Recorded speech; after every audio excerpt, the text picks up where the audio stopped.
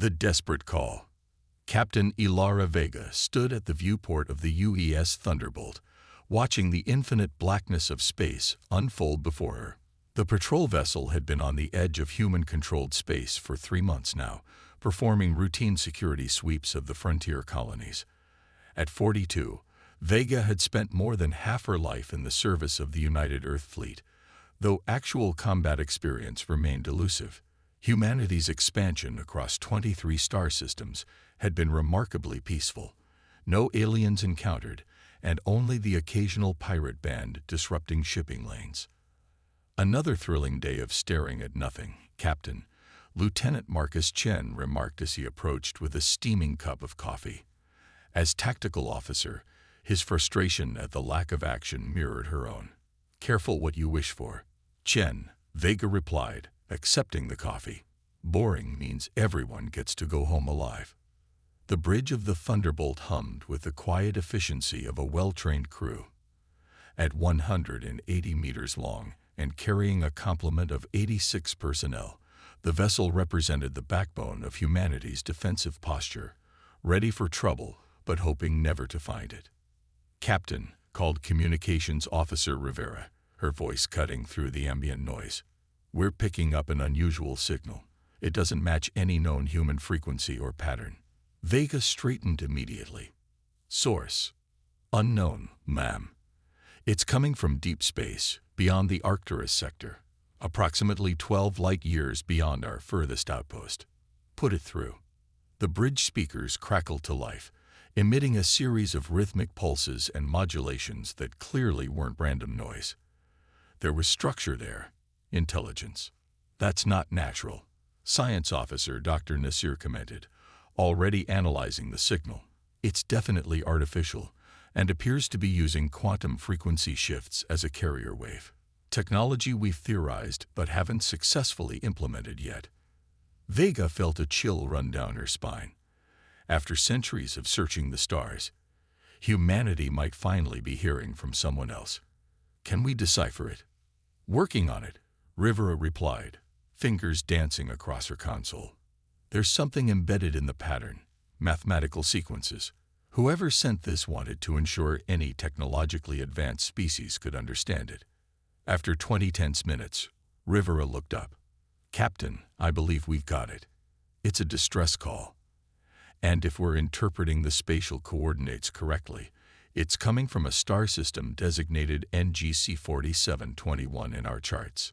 "Show me," Vega ordered, moving to the main tactical display as a star chart materialized. "It's a binary star system, previously flagged for potential exploration, but not yet visited by any human ships," Navigator Park added. "Approximately 3 days' journey at maximum FTL." Vega considered her options.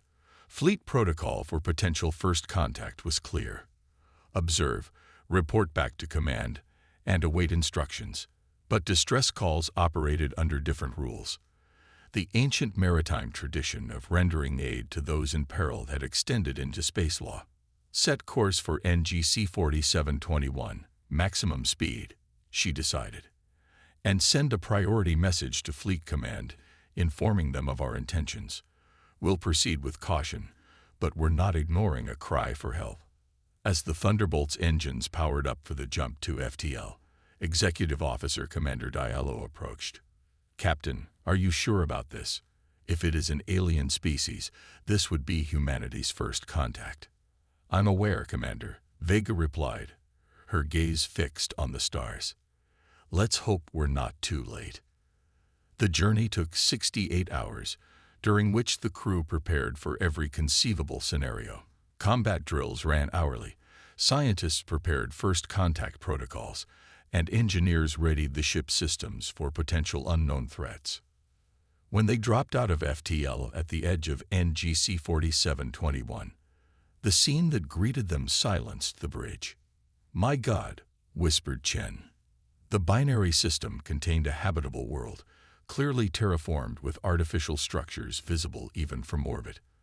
But the planet's night side was dotted with massive fires, and its orbit was filled with debris, the remnants of what must have been an orbital defense network. Multiple artificial structures in orbit, reported Sensor Officer Lewis. Most appear damaged or destroyed. I'm detecting weapons signatures unlike anything in our database. Life signs? Vega asked. Confirmed. Concentrated in what appear to be shielded underground facilities on the largest continental mass, Lewis replied. And Captain, we're being scanned. Defensive posture, all stations, Vega ordered. But weapons tight. We don't fire unless fired upon. The view screen flickered, and Vega found herself looking at a being that was unmistakably not human. It had iridescent skin that shifted colors like oil on water, 4 glowing eyes arranged in a diamond pattern, and a slender frame that suggested evolution in a lower gravity environment. You responded, the alien said in halting but clear English, obviously processed through some form of translation system. We did not believe anyone would come.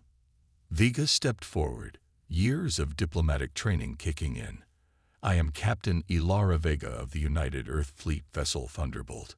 We received your distress signal and came to render assistance. The alien skin rippled with colors that conveyed clear emotion even to human eyes. I am Sentinel Tamar of the Meridian Collective. Captain Vega, your arrival may be too late for my people, but we are grateful nonetheless. What's happening here, Sentinel Tamar? Vega asked. We are being systematically eradicated by the Void Dominion, Tamar responded, colors darkening to deep blues and purples. They arrived in our system 3 orbital cycles ago. Their technology far exceeds our own. They want our world for themselves and see no reason to allow us to exist. How many of your people remain? Approximately 2 million, less than a tenth of our population before the invasion. We are hidden in sanctuary cities beneath the surface, but their detection systems improve daily. Soon, nowhere will be safe. Vega exchanged glances with her officers, the weight of the situation settling heavily on her shoulders. The Thunderbolt was a patrol ship not designed for full-scale warfare, and they were potentially facing an enemy of unknown capabilities. Sentinel Tamar, we represent just one ship from Earth. We cannot promise victory against your enemy, but we can bring your plea to our government. Humanity has resources beyond what you see here. We understand, Tamar replied. But please, if you can spare any assistance now. The void comes again. As if summoned by the words, alarms blared across the Thunderbolt's bridge. Multiple contacts emerging from behind the system's second planet. Chen reported, tension evident in his voice. Configurations unknown, but energy signatures are massive. The view screen split to show a fleet of obsidian vessels, shaped like curved blades, cutting through space toward the planet. Each ship was twice the size of the Thunderbolt, their surfaces absorbing rather than reflecting light. Sentinel Tamar, Vega said urgently, we need everything you have on their capabilities, weaknesses, anything that might help us. Transmitting now, Tamar responded. But you must understand, we have found no weaknesses. The incoming data painted a grim picture. The Void Dominion utilized technology based on dark energy manipulation, allowing them to create localized space-time distortions as weapons. Their ships could partially phase out of normal space, making conventional weapons less effective against them. Captain, we're being hailed by the incoming vessels, Rivera reported. Let's hear them, Vega responded, squaring her shoulders. The screen changed to show a figure that sent instinctive chills through every human on the bridge. Unlike the colorful, expressive meridians, this being appeared to be composed of solidified shadow, with no clear facial features except for 3 glowing red slits where eyes might be. Unidentified vessel. The figure spoke, its voice unnaturally deep and resonant. You have entered a cleansing zone. The species-designated meridian has been scheduled for extinction. Depart immediately or share their fate. Vega met the featureless gaze without flinching. This is Captain Vega of the United Earth Fleet. The Meridian people have requested our assistance, and we recognize their right to exist. We demand you cease your aggression immediately. A sound emerged from the Void Commander that might have been laughter. Your demand is noted and dismissed. Human. Your species is unknown to us, but your technology is primitive. This is your final warning to leave. The transmission cut abruptly. They're accelerating toward us, Chen reported. Weapons systems activating. Vega made her decision instantly. All power to shields and engines. Tactical. Target the lead vessel with a warning shot. Kinetic rounds only. The Thunderbolt's main railguns fired, sending hypersonic tungsten projectiles streaking toward the lid void ship. They struck with tremendous force and passed straight through, as if the vessel was partially incorporeal. No effect, Chen reported. They're returning fire. Space itself seemed to warp as the void vessels fired. The distortion wave hit the Thunderbolt like a physical blow, alarms wailing as systems overloaded. Shield capacity at 62% from a single hit, Engineer Rosario called from her station. Whatever that was, our defenses weren't designed for it. Evasive pattern Delta, Vega ordered. All non-essential power to engines and shields. We need to buy time. The Thunderbolt twisted and rolled, dancing between the energy distortions as the much larger void ships pursued. 3 more hits landed, dropping shields to dangerous levels. We can't win this fight, Diallo stated the obvious. No, Vega agreed grimly. But we can gather intelligence. All sensors at maximum. Record everything. And prepare a message buoy with all data we've collected. Set it to launch on my command. For 10 harrowing minutes, the Thunderbolt evaded destruction through a combination of superior maneuverability and skill. The void ships, seemingly confident in their technological advantage, made no attempt to coordinate their attacks, giving the human vessel precious openings to exploit. Sentinel Tamar, Vega called, as the Meridian leader's face appeared on a secondary screen. We cannot defeat them alone, but we will return with help. Hold out as long as you can. We understand, Tamar replied, skin flashing the determined amber. We will survive until you return, Captain Vega. As 3 void ships moved to cut off their escape vector, Vega knew their time had run out. Launch the data buoy. Set coordinates for Earth space, maximum FTL. Buoy away, Rivera confirmed. Now, navigator, execute slipshot maneuver. Park's eyes widened.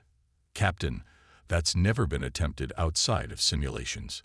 Then we'll make history today, one way or another. The Thunderbolt suddenly killed all forward momentum, reversed engines at maximum thrust, and fired all remaining kinetic weapons directly at the pursuing void ships. The projectiles still passed through their targets, but the resulting cloud of superheated plasma from the weapon's discharge temporarily blinded the void ship's sensors. In that momentary confusion, the Thunderbolt engaged its FTL drive while still inside the system's gravity well, a dangerous maneuver that risked tearing the ship apart. The vessel shuddered violently as space folded around it, systems failing across all decks. But then suddenly, they were in the safety of hyperspace, the void ships left behind. Damage report, Vega ordered, rising from the deck where the violent transition had thrown her. FTL drive operating at 73% efficiency. Hull breaches on decks 3 and 4, contained by emergency fields. 12 crew injuries reported, none critical, Diallo reported. We won't be breaking any speed records getting home, but we'll make it. Vega nodded, turning to the communication station. Rivera, compile everything we have on the Meridians and the Void Dominion. When we reach Earth, I want irrefutable evidence of what we witnessed. What do you think Fleet Command will do? Chen asked quietly. Vega stared at the tactical display, where the last images of the Meridian world burned. If I know humanity, Lieutenant, we're about to show these void creatures exactly what happens when you push the wrong species. The Thunderbolt limped back toward Earth, carrying with it the first evidence of intelligent alien life and humanity's first interstellar war. The Reckoning. Admiral Helena Chen, no relation to the Thunderbolt's tactical officer, stared at the holographic display with a stony expression. Around the circular table sat the 12 members of Earth's Defense Council, their faces equally grim as they watched footage from the Thunderbolt's encounter. "And you're certain this isn't some elaborate hoax?" asked Counselor Mbeki, though his tone suggested he already knew the answer. "The data has been authenticated at every level," Admiral Chen replied.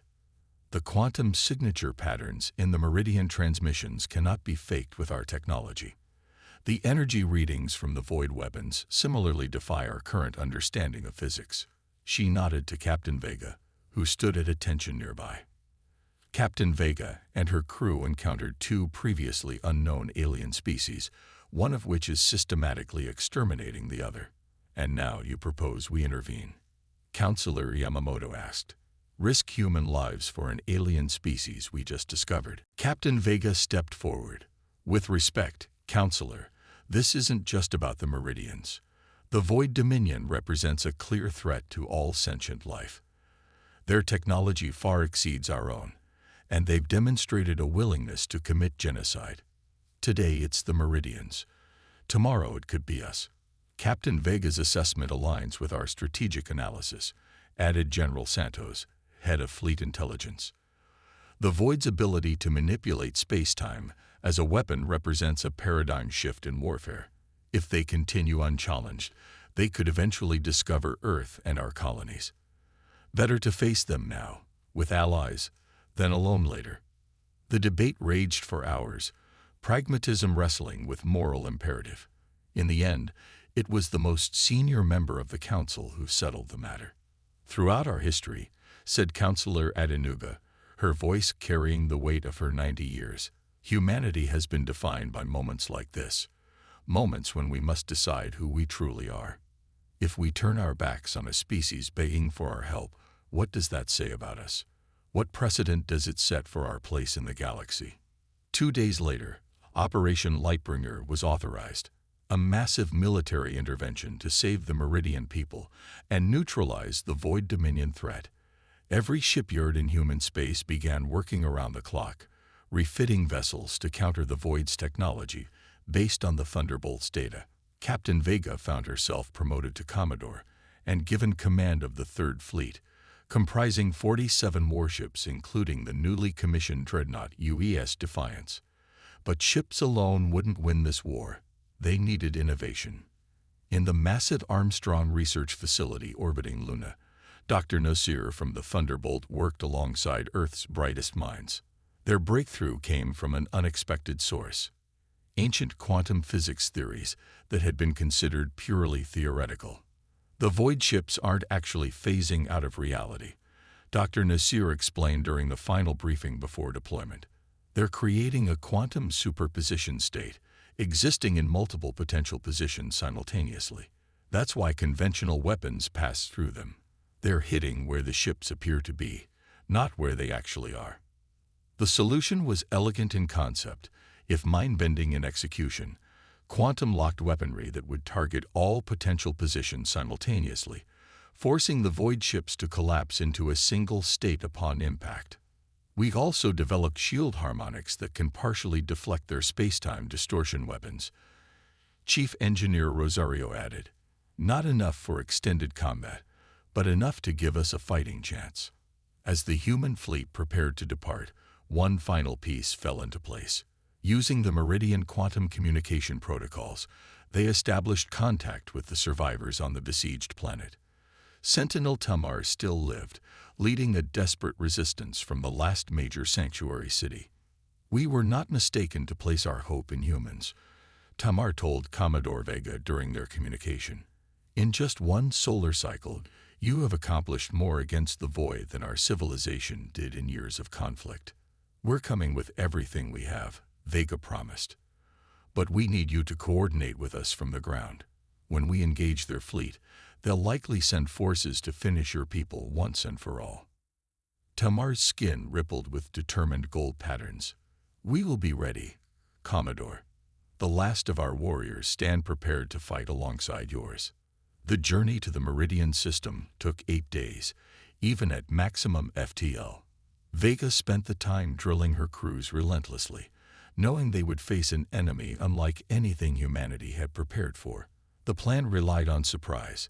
The Void Dominion had dismissed humans as technologically primitive after their brief encounter with the Thunderbolt. They wouldn't be expecting a return with upgraded technology and tactics. When the human fleet dropped out of FTL at the edge of the Meridian system, they found a changed landscape.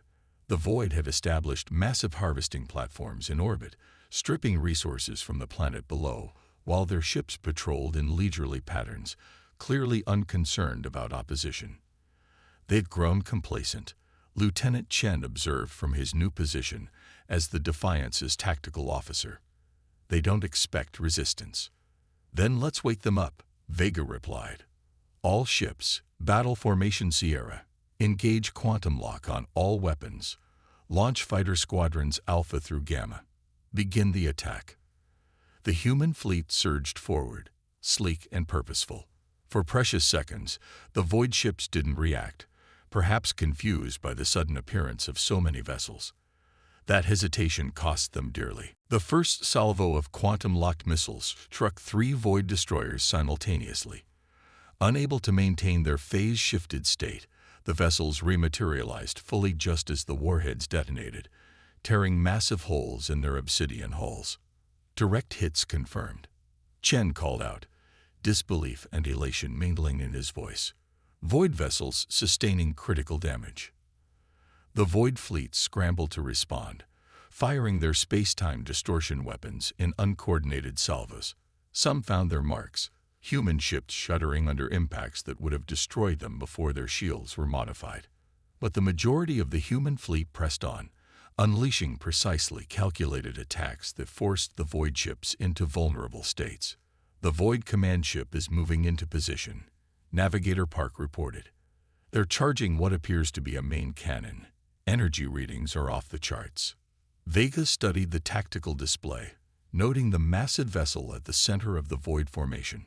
All ships execute maneuver Broken Arrow. Focus fire on their support vessels. The human fleet scattered in a seemingly chaotic pattern, but one that had been precisely calculated to create a specific opening. The Void command ship fired its main weapon, a devastating beam that warped space itself, creating a temporary wormhole that consumed 3 human frigates before they could evade. Now, Vega ordered. From the apparent chaos of the human formation, 12 stealth bombers emerged, having dropped their cloaking fields at precisely the same moment. Before the Void command ship could recharge its main weapon, the bombers released their payloads, not conventional explosives, but specially designed quantum disruptors. The devices detonated around the command ship, creating a field that forced all matter within it to exist in only one quantum state. The massive Void vessel suddenly became fully corporeal and vulnerable. All ships with firing solutions on the command vessel fire at will. Dozens of human warships pivoted and fired simultaneously, every weapon converging on the suddenly solid target. The Void command ship's defenses, designed to phase through conventional attacks, proved useless against this concentrated barrage. Explosions bloomed across its surface as armor plating shattered and internal systems failed.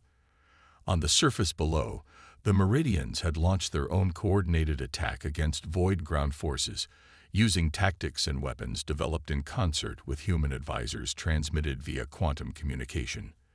The Void troops, accustomed to fighting a desperate and technologically inferior enemy, found themselves facing organized resistance that specifically targeted their vulnerabilities. For 3 hours, the battle raged across space and on the planet's surface. The Void forces, so long accustomed to easy victory, hadn't developed the resilience that comes from regular challenge. Their tactics were predictable, their response to unexpected setbacks sluggish and unimaginative. We've pushed them back to the outer system, Chen reported as the final Void cruiser retreated. Their remaining ships are regrouping near the system's gas giant. Maintain pursuit, Vega ordered. Don't let them establish a defensive position. Before the order could be carried out, a priority communication came through from Sentinel Tamar. Commodore Vega, we're detecting unusual energy readings from the retreating Void vessels. We believe they're attempting to send a superluminal signal, likely calling for reinforcements. Vega made an instant decision. All ships, maximum thrust. We need to destroy their communication array before the signal completes. The human fleet surged forward, but the distance was too great. The void ships emitted a pulse of energy that rippled through subspace, a call for help that couldn't be stopped. Signal sent, Chen confirmed grimly. Vega considered their options. The human fleet had suffered losses. 8 ships destroyed, 17 damaged, but they remained combat effective. The void forces were in disarray but would be reinforced. How long before reinforcements could arrive? She asked Dr. Nazir. Based on our analysis of their superluminal capabilities, minimum 4 days, maximum 12. Then we have work to do, Vega said. Contact Fleet Command. We need every available ship diverted here immediately. And connect me with Sentinel Tamar. We need to prepare defenses for the next wave. The days that followed saw humans and Meridians working in unprecedented cooperation. The surviving Meridian engineers, freed from hiding, revealed technologies that complemented human innovations. Together, they established a layered defense system throughout the star system, incorporating both species' best ideas. Most significantly, they adapted the quantum communication technology to create an early warning network that would detect void ships the moment they entered the system, from any direction. 7 days after the first battle, the warning system activated. Void reinforcements had arrived. A fleet 3 times larger than the first, led by a vessel that dwarfed even their previous command ship. They're not holding back this time, Chen observed as the tactical display filled with enemy signatures. Neither are we, Vega replied, her confidence bolstered by the arrival of Earth's 2nd and 4th fleets 2 days prior.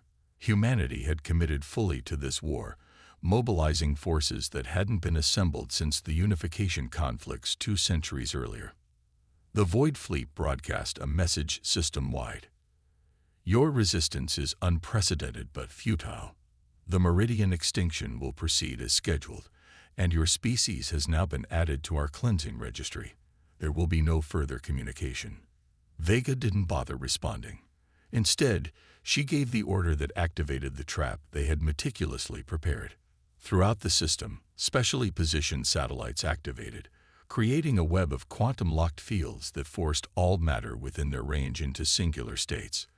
The Void Fleet, suddenly unable to utilize their phase-shifting technology, found themselves vulnerable in a way they'd never experienced. All fleets, execute Operation Daybreak, Vega commanded. Human ships attacked from multiple vectors simultaneously, targeting engines and weapons systems with precision strikes.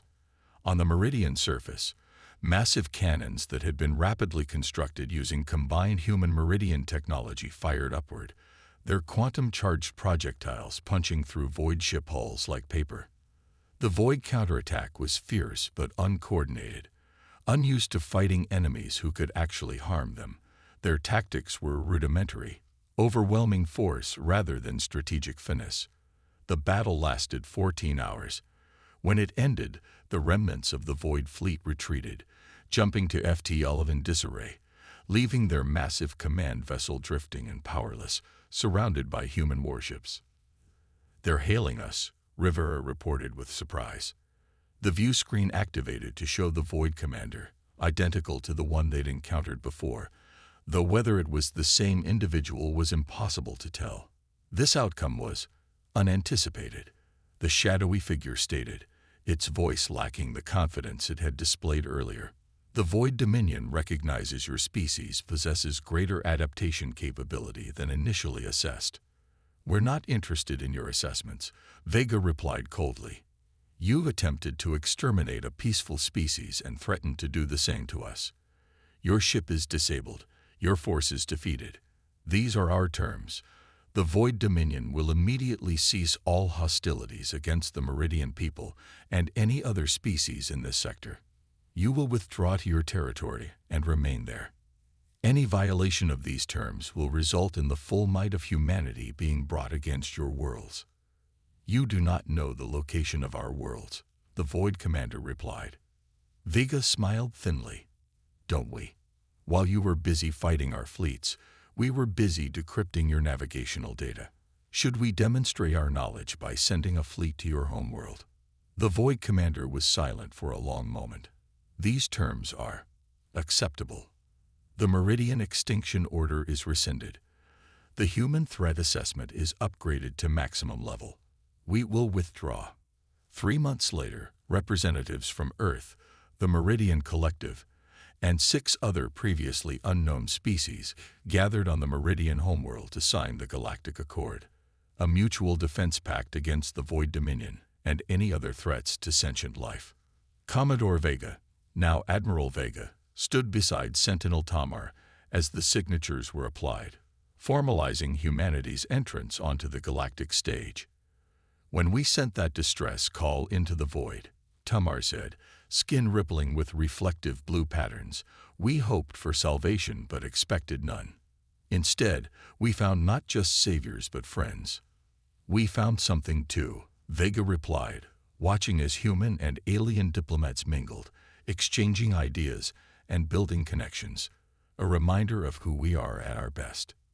On the wall behind them hung a symbolic rendering of the Thunderbolt, the small patrol ship that had answered a desperate plea and changed the course of galactic history. Far away, in the shadows between stars, the Void Dominion licked its wounds and recalculated. They had misjudged these humans once. They would not do so again. But for now, at least, they would keep their distance.